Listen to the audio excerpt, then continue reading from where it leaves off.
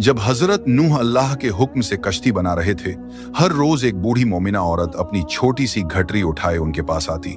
वो कहती, ए अल्लाह के नबी, कश्ती कब रवाना होगी? हजरत नूह मुस्कुराकर फरमाते, अभी देर है, वक्त आने दो। वो औरत वहां बैठी रहती, पूरा दिन इंतजार करती, फिर शाम होते ही घर वापस चली जाती। यह सिलसिला कई दिनों तक चलता रहा।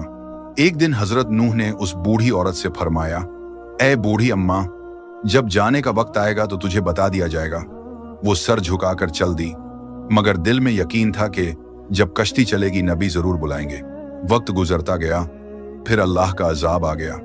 जमीन पर तूफान बरपा हो गया, पानी हर तरफ फैल गया और हजरत नूह की कश्ती रवाना हो गई।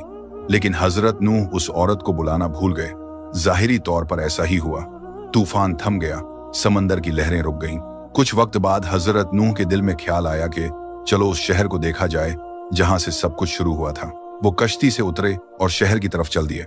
जब शहर पहुंचे तो देखा हर तरफ वीरानी और तबाही है, मगर एक कोने में एक झोपड़ी से रोशनी आ रही थी।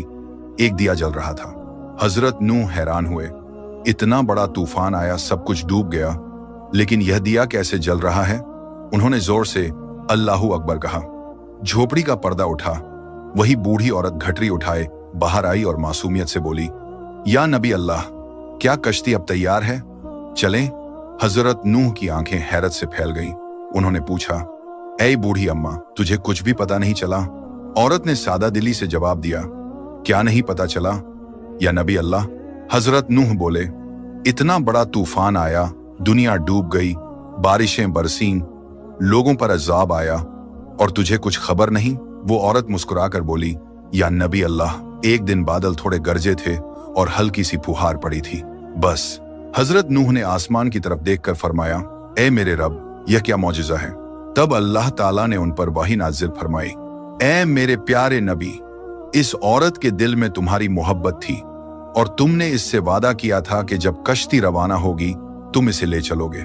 तुम अपना वादा भूल गए, लेकिन मैं रब्बुल आलमीन तुम्हारे वादे का भी जिम्मेदार हूं। मैंने अपने अजाब को इस तक पहुंचने ही नहीं दिया। इसे एहसास तक नहीं हुआ कि कैसा अजाब आया और कब चला गया।